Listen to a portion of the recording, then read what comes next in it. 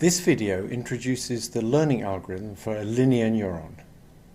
This is quite like the learning algorithm for a perceptron, but it achieves something different. In a perceptron, what's happening is the weights are always getting closer to a good set of weights.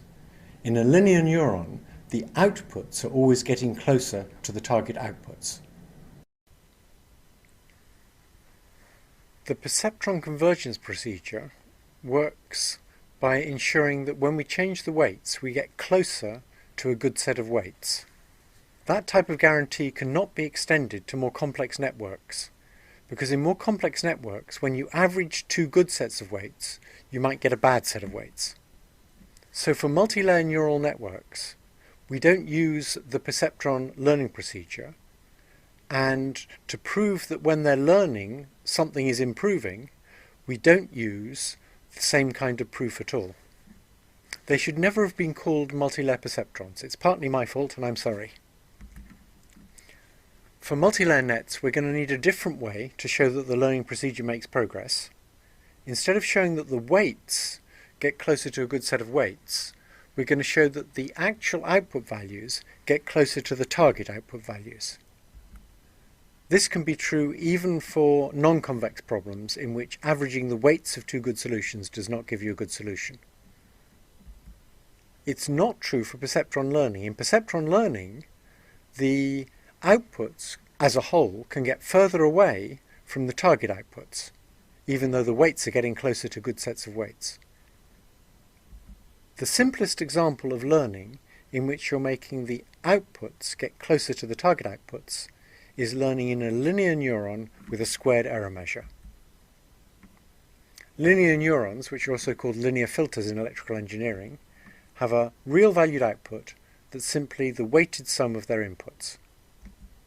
So the output y, which is the neuron's estimate of the target value, is a sum over all their inputs I of a weight vector times an input vector. So we can write it in summation form, or we can write it in vector notation. The aim of the learning is to minimize the error summed over all training cases. We need a measure of that error, and to keep life simple, we use the squared difference between the target output and the actual output. So one question is, why don't we just solve it analytically? It's straightforward to write down a set of equations, with one equation per training case, and to solve for the best set of weights. That's the standard engineering approach, and so why don't we use it? The first answer, and the scientific answer, is we'd like to understand what real neurons might be doing, and they're probably not solving a set of equations symbolically. An engineering answer is that we want a method that we can then generalize to multi-layer nonlinear networks. The analytic solution relies on it being linear and having a squared error measure. An iterative method, which we're going to see next, is usually less efficient, but much easier to generalize to more complex systems. So I'm now going to go through a toy example that illustrates an iterative method for finding the weights of a linear neuron. Suppose that every day you get lunch at a cafeteria, and your diet consists entirely of fish, chips and ketchup. Each day you order several portions of each, but on different days it's different numbers of portions. The cashier only tells you the total price of the meal, but after a few days you ought to be able to figure out what the price is for each portion of each kind of thing.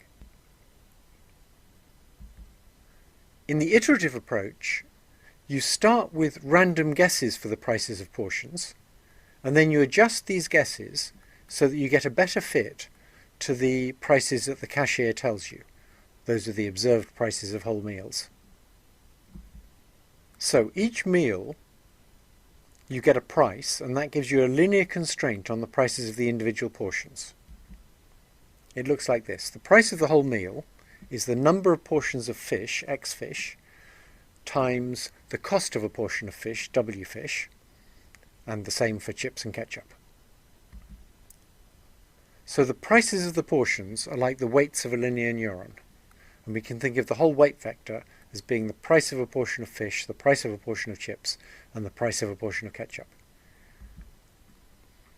We're going to start with guesses for these prices, and then we're going to adjust the guesses slightly so that we agree better with what the cashier says. So let's suppose that the true weights that the cashier is using to figure out the price are 150 for a portion of fish, 50 for a portion of chips, and 100 for a portion of ketchup. For the meal shown here, that will lead to a price of 850, so that's going to be our target value. Let's suppose that we start with guesses that each portion costs 50. So for the meal with 2 portions of fish, 5 of chips and 3 of ketchup, we're going to initially think that the price should be 500. That gives us a residual error of 350. The residual error is the difference between what the cashier says and what we think the price should be with our current weights. We're then going to use the delta rule for revising our prices of portions. We make the change in a weight, delta wi, be equal to a learning rate, epsilon, times the number of portions of the ith thing, times the residual error, the difference between the target and our estimate. So if we make the learning rate be 1 over 35, so the math stays simple, then the learning rate times the residual error for this particular example is 10. And so our change in the weight for fish will be 2 times 10. We'll increase that weight by 20. Our change in the weight for chips will be 5 times 10. And our change in the weight for ketchup will be 3 times 10. That'll give us new weights of 70, 100 and 80. And notice the weight for chips actually got worse. There's no guarantee with this kind of learning that the individual weights will keep getting better. What's getting better is the difference between what the cashier says and our estimate. So now we're going to derive the delta rule. We start by defining the error measure, which is simply our squared residual summed over all training cases. That is the squared difference between the target and what the neural net predicts, or the linear neuron predicts, squared and summed over all training cases, and we put a half in front, which will cancel the 2 when we differentiate. We now differentiate that error measure with respect to one of the weights, wi. To do that differentiation, we need to use the chain rule. The chain rule says that how the error changes as we change a weight will be how the output changes as we change the weight, times how the error changes as we change the output. The chain rule is easy to remember. You just cancel those 2 dy's, but you can only do that when there's no mathematicians looking. The reason the first one, dy by dw, is written with a curly d is because it's a partial derivative. That is, there's many different weights you can change to change the output, and here we're just considering the change to weight I. So dy by dwi is actually equal to xi, and that's because y is just wi times xi. And dE by dy is just t minus y, because when we differentiate that t minus y squared and use the half to cancel the 2, we just get t minus y. So our learning rule is now we change the weights by an amount that's equal to the learning rate epsilon times the derivative of the error with respect to a weight, dE by dwi, and with a minus sign in front because we want the error to go down. And that minus sign cancels the minus sign in the line above, and we get that the change in a weight is the sum over all training cases of the learning rate times the input value times the difference between the target and actual outputs. Now we can ask, how does this learning procedure, this delta rule, behave? Does it, for example, eventually get the right answer? There may be no perfect answer. It may be that we give the linear neuron a bunch of training cases with desired answers, and there's no set of weights that will give the desired answer. there's still some set of weights that gets the best approximation on all those training cases, minimises that error measure, summed over all training cases. And if we make the learning rate small enough, and we learn for long enough, we can get as close as we like to that best answer. Another question is, how quickly do we get towards the best answer? And even for a linear system, the learning can be quite slow, this kind of iterative learning. If two input dimensions are highly correlated, it's very hard to tell how much of the summed weight on both of those input dimensions should be attributed to each input dimension. So if, for example, we always get the same number of portions of ketchup and chips, we can't decide how much of the price is due to the ketchup and how much is due to the chips. And if they're almost always the same, it can take a long time for the learning to correctly attribute the price to the ketchup and the chips. There's an interesting relationship between the delta rule and the learning rule for perceptrons. So if you use the online version of the delta rule, where we change the weights after each training case, it's quite similar to the perceptron learning rule. In perceptron learning, we increment or decrement the weight vector by the input vector, but we only change the input vector when we make an error. In the online version of the delta rule, we increment or decrement the weight vector by the input vector, but we scale that by both the residual error and the learning rate. And one annoying thing about this is we have to choose a learning rate. If we choose a learning rate that's too big, the system will be unstable. And if we choose a learning rate that's too small, it'll take an unnecessarily long time to learn a sensible set of weights. In this video, we're going to look at the error surface for a linear neuron. By understanding the shape of this error surface, we can understand a lot about what happens as a linear neuron is learning. We can get a nice geometrical understanding of what's happening when we learn the weights of a linear neuron by considering a space that's very like the weight space that we use to understand perceptrons, but it has one extra dimension. So we imagine a space in which all the horizontal dimensions correspond to the weights, and there's one vertical dimension that corresponds to the error. So in this space, points on the horizontal plane correspond to different settings of the weights, and the height corresponds to the error that you're making with that set of weights, summed over all training cases.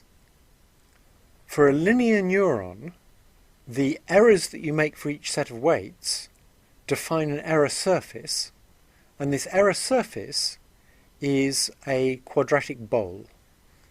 That is, if you take a vertical cross-section, it's always a parabola, and if you take a horizontal cross-section, it's always an ellipse. This is only true for linear systems with a squared error. As soon as we go to multi-layer nonlinear neural nets, this error surface will get more complicated. As long as the weights aren't too big, the error surface will still be smooth, but it may have many local minima. Using this error surface, we can get a picture of what's happening as we do gradient descent learning using the delta rule.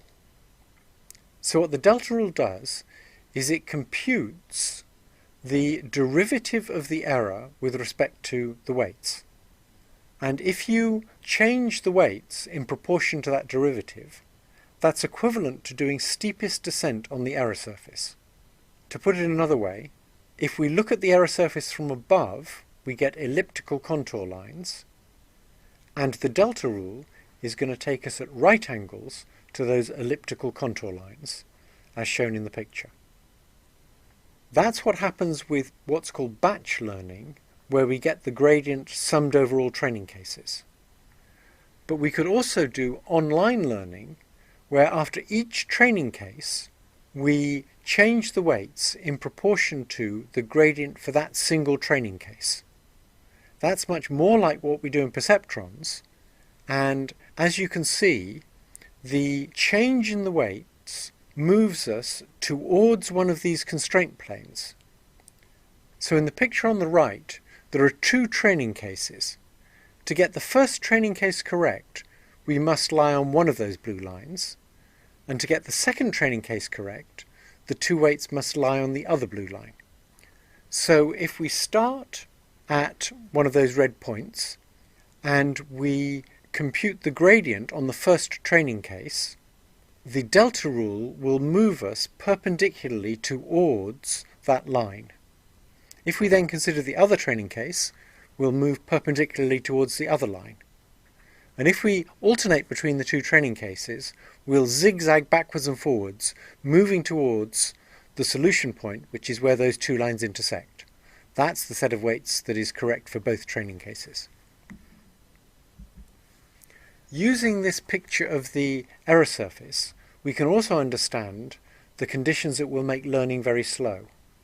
If that ellipse is very elongated, which is going to happen if the lines that correspond to two training cases are almost parallel, then when we look at the gradient, it's going to have a nasty property.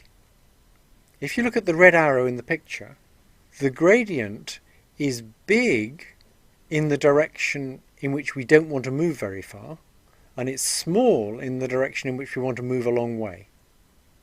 So the gradient will quickly take us across the bottom of that ravine, corresponding to the narrow axis of the ellipse, and it will take a long time to take us along the ravine, corresponding to the long axis of the ellipse. It's just the opposite of what we want. We'd like to get a gradient that was small across the ravine and big along the ravine, but that's not what we get. And so simple steepest descent, in which you change each weight in proportion to a learning rate times its error derivative, is going to have great difficulty with very elongated error surfaces like the one shown in the picture. To extend the learning rule for a linear neuron to a learning rule we can use for multi-layer nets of nonlinear neurons, we need two steps.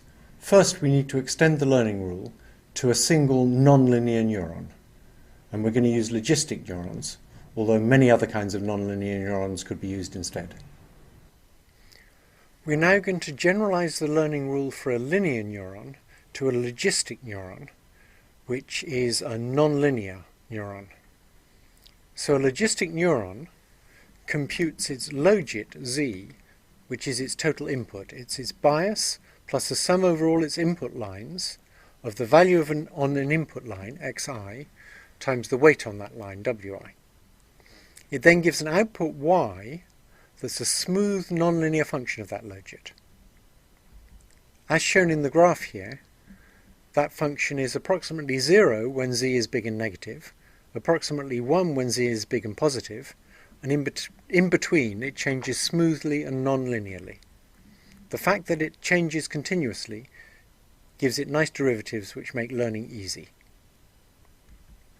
So to get the derivatives of a logistic neuron with respect to the weights, which is what we need for learning, we first need to compute the derivative of the logit itself, that is the total input, with respect to a weight.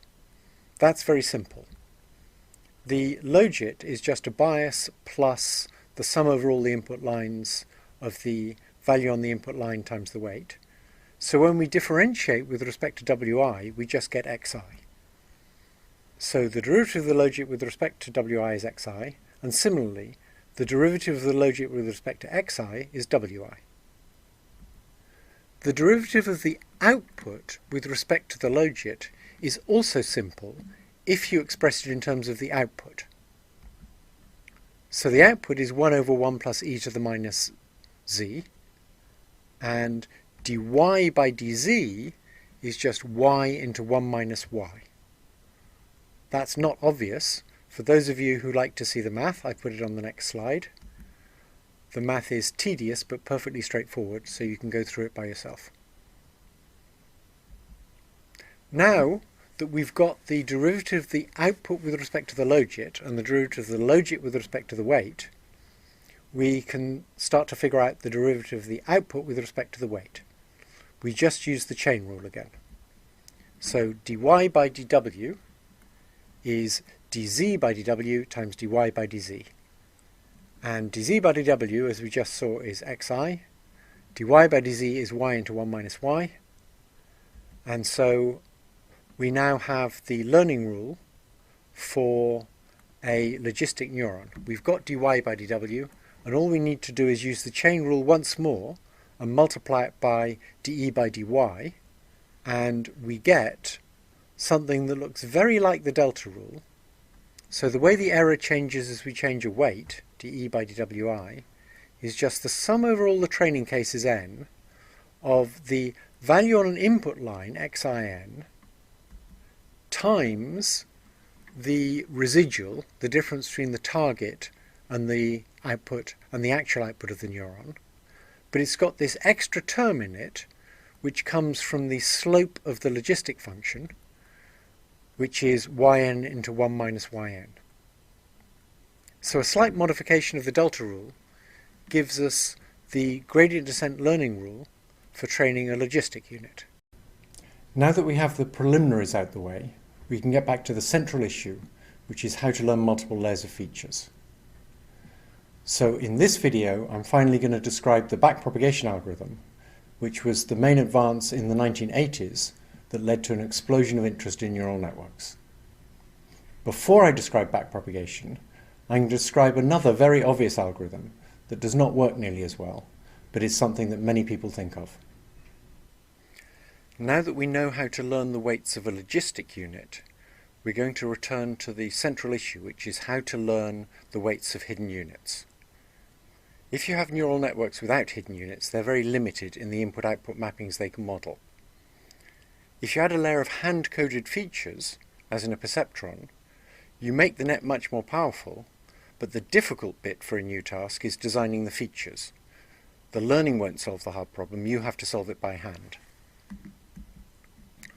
What we'd like is a way of finding good features without requiring insights into the task or repeated trial and error where we guess some features and see how well they work. In effect, what we need to do is automate the loop of designing features for a task and seeing how well they work. We'd like the computer to do that loop instead of having a person in the loop. So the thing that occurs to everybody who knows about evolution is to learn by perturbing the weights. You randomly perturb one weight, so that's meant to be like a mutation, and you see if it improves performance. And if it improves the performance of the net, you save that change in the weight. You can think of this as a form of reinforcement learning. Your action consists of making a small change, and then you check whether that pays off, and if it does, you decide to perform that action. The problem is it's very inefficient. Just to decide whether to change one weight, we need to do multiple forward passes on a representative set of training cases. We have to see if changing that weight improves things, and you can't judge that by one training case alone. Relative to this method of randomly changing a weight and seeing if it helps, backpropagation is much more efficient. It's actually more efficient by a factor of the number of weights in the network, which could be millions. An additional problem with randomly changing weights and seeing if it helps is that towards the end of learning, any large change in a weight will nearly always make things worse, because the weights have to have the right relative values to work properly. So towards the end of learning, not only do you have to do a lot of work to decide whether each of these changes helps, but the changes themselves have to be very small. There are slightly better ways of using perturbations in order to learn. One thing we might try is to perturb all the weights in parallel and then correlate the performance gain with the weight changes. That actually doesn't really help at all. The problem is that we need to do lots and lots of trials with different random perturbations of all the weights in order to see the effect of changing one weight through all the noise that's created by changing all the other weights. So it doesn't help to do it all in parallel. Something that does help is to randomly perturb the activities of the hidden units instead of perturbing the weights. Once you've decided that perturbing the activity of a hidden unit on a particular training case is going to make things better, you can then compute how to change the weights. Since there's many fewer activities than weights, there's less things that you're randomly exploring, and this makes the algorithm more efficient. but it's still much less efficient than backpropagation. Backpropagation still wins by a factor of the number of neurons. So, the idea behind backpropagation is that we don't know what the hidden units ought to be doing. They're called hidden units because nobody's telling us what their states ought to be. But we can compute how fast the error changes as we change a hidden activity on a particular training case. So instead of using activities of the hidden units as the desired states, we use the error derivatives with respect to activities. Since each hidden unit can affect many different output units, it can have many different effects on the overall error if we have many output units. These effects have to be combined, and we can do that efficiently. So that allows us to compute error derivatives for all of the hidden units efficiently at the same time. Once we've got those error derivatives for the hidden units, that is, we know how fast the error changes as we change the hidden activity on that particular training case, it's easy to convert those error derivatives for the activities into error derivatives for the weights coming into a hidden unit. So here's a sketch of how backpropagation works for a single training case. First we have to define the error, and here we'll use the error being the squared difference between the target values of the output unit j and the actual value that the net produces for the output unit j. And we're going to imagine the several output units in this case.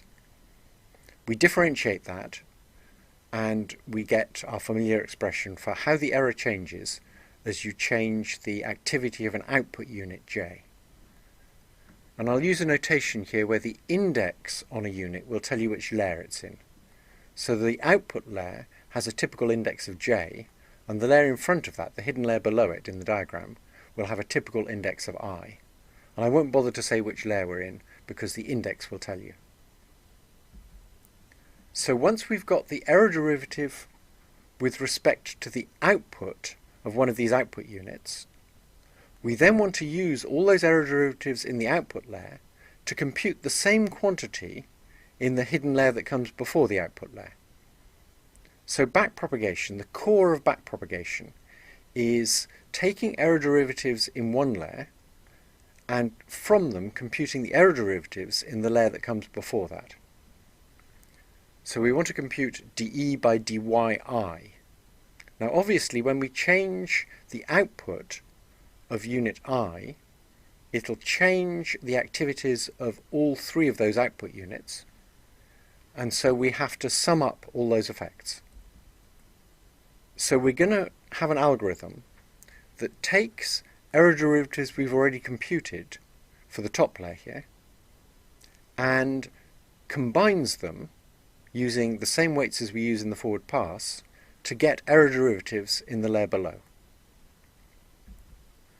So this slide is going to explain the backpropagation algorithm, and you really need to understand this slide, and the first time you see it you may have to study it for a long time. This is how you backpropagate the error derivative with respect to the output of a unit. So we'll consider an output unit j and a hidden unit I. The output of the hidden unit I will be yi, the output of the output unit j will be yj, and the total input received by that output unit j will be zj. The first thing we need to do is convert the error derivative with respect to yj into an error derivative with respect to zj. To do that we use the chain rule, so we say dE by dzj equals dyj by dzj times dE by dyj. And as we've seen before when we were looking at logistic units, that's just yj into 1 minus yj times the error derivative with respect to the output of unit j. So now we've got the error derivative with respect to the total input received by unit j. Now we can compute the error derivative with respect to the output of unit I. It's going to be the sum over all of the three outgoing connections of unit I of this quantity dzj by dyi times dE by dzj. So the first term there is how the total input to unit j changes as we change the output of unit I. And then we have to multiply that by how the error derivative changes as we change the total input to unit j, which we computed on the line above. And as we saw before when studying the logistic unit, dzj by dyi is just the weight on the connection, wij. So what we get is that the error derivative with respect to the output of unit I is the sum over all the outgoing connections to the layer above of the weight wij on that connection times a quantity we will have already computed, which is dE by dzj for the layer above. And so you can see the computation looks very like what we do on the forward pass, but we're going in the other direction. What we do for each unit in that hidden layer that contains I is we compute this sum of a quantity in the layer above times the weights on the connections. Once we've got dE by dzj, which we computed on the first line here, it's very easy to get the error derivatives for all the weights coming into unit j. dE by dwij is simply dE by dzj, which we computed already, times how zj changes as we change the weight on the connection, and that's simply the activity of the unit in the layer below, yi. So the rule for changing the weight is just you multiply this quantity you've computed at a unit, dE by dzj, by the activity coming in from the layer below, and that gives you the error derivative with respect to a weight. So on this slide we've seen how we can start with dE by dyj and backpropagate to get dE by dyi. We've gone backwards through one layer and computed the same quantity, the derivative of the error with respect to the output, in the previous layer. So we can clearly do that for as many layers as we like. And after we've done that for all these layers, we can compute how the error changes as you change the weights on the connections. That's the backpropagation algorithm. It's an algorithm for taking one training case and computing efficiently for every weight in the network how the error will change on that particular training case as you change the weight. Figuring out how to get the error derivatives for all of the weights in a multi-layer network is the key to being able to learn efficiently in these networks. But there are a number of other issues that have to be addressed before we actually get a learning procedure that's fully specified. For example, we need to decide how often to update the weights, and we need to decide how to prevent the network from overfitting very badly if we use a large network. The backpropagation algorithm is an efficient way to compute the derivatives with respect to each weight of the error for a single training case. But that's not a learning algorithm. You have to specify a number of other things to get a proper learning procedure. We need to make lots of other decisions.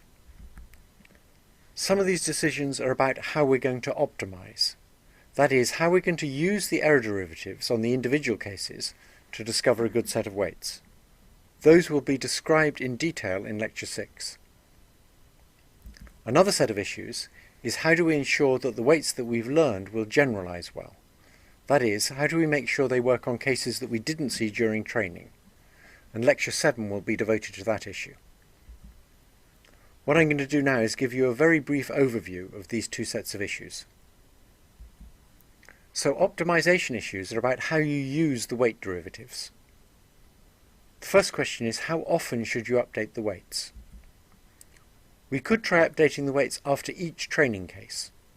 So you compute the error derivatives on a training case using backpropagation, and then you make a small change to the weights. Obviously this is going to zigzag around because on each training case you'll get different error derivatives. But on average, if we make the weight changes small enough, it'll go in the right direction. What seems more sensible is to use full batch training, where you do a full sweep through all of the training data, You add together all of the error derivatives you get on the individual cases, and then you take a small step in that direction. A problem with this is that we start off with a bad set of weights, and we might have a very big training set, and we don't want to do all that work of going through the whole training set in order to fix up some weights that we know are pretty bad. Really, we only need to look at a few training cases before we get a reasonable idea of what direction we want to move the weights in. And we don't need to look at a large number of training cases until we get towards the end of learning. So that gives us mini-batch learning, where we take a small random sample of the training cases and we go in that direction. We'll do a little bit of zigzagging, not nearly as much zigzagging as if we did online, where we use one training case at a time. And mini-batch learning is what people typically do when they're training big neural networks on big data sets. Then there's the issue of how much we update the weights, how big a change we make. So we could just by hand try and pick some fixed learning rate and then learn the weights by changing each weight by the derivative that we've computed times that learning rate. It seems more sensible to actually adapt the learning rate. We could get the computer to adapt it by, if we're oscillating around, if the error keeps going up and down, then we'll reduce the learning rate. But if we're making steady progress, we might increase the learning rate. We might even have a separate learning rate for each connection in the network, so that some weights learn rapidly and other weights learn more slowly. Or we might go even further and say, we don't really want to go in the direction of steepest descent at all. If you look at the figure on the right, when we had a very elongated ellipse, the direction of steepest descent is almost at right angles to the direction to the minimum that we want to find. And this is typical, particularly towards the end of learning, of most learning problems. So there's much better directions to go in than the direction of steepest descent. The problem is, it's quite hard to figure out what they are. The second set of issues is to do with how well the network generalizes to cases it didn't see during training. And the problem here is that the training data contains information about the regularities in the mapping from input to output, but it also contains two types of noise. The first type of noise is that the target values may be unreliable. And for neural nets, that's usually only a minor worry. The second type of noise is that the sampling error. If we take any particular training set, especially if it's a small one, there'll be accidental regularities that are caused by the particular cases that we chose. So for example, if you show someone some polygons, if you're a bad teacher, you might choose to show them a square and a rectangle. Those are both polygons, but there's no way for someone to realize from that that polygons might have 3 sides or 7 sides. There's no way for them to understand that the angles don't have to be right angles. If you're a slightly better teacher, you might show them a triangle and a hexagon. But again, from that they can't tell whether polygons are always convex, and they can't tell whether the angles in polygons are always multiples of 60 degrees. And however carefully you choose examples, for any finite set of examples, there'll be accidental regularities. Now when we fit a model, there's no way it can tell the difference between an accidental regularity that's just there because of the particular samples we chose and a real regularity that will generalize properly to new cases. So what the model will do is it'll fit both kinds of regularity. And if you've got a big powerful model, it'll be very good at fitting the sampling error. And that'll be a real disaster. That'll cause it to generalize really badly. This is best understood by looking at a little example. So here we've got 6 data points shown in black, and we can fit a straight line to them. That's a model that has 2 degrees of freedom, and it's fitting the 6 y values given the 6 x values. Or we can fit a polynomial that has 6 degrees of freedom. And by hand I've drawn in red my idea of a polynomial with 6 degrees of freedom fitting this data. And you'll see the polynomial goes through the data points exactly, and so it's a much better fit to the data. But which model do you trust? The complicated model certainly fits the data much better, but it's not economical. For a model to be convincing, what you want it to do is be a simple model that explains a lot of data surprisingly well. And the polynomial doesn't do that. It explains these 6 data points, but it's got 6 degrees of freedom, so wherever these data points were, it would be able to explain them. We're not surprised that a model this complicated can fit that data very well, and it doesn't convince us that this is a good model. So if you look at the arrow, which output value do you predict for this input value?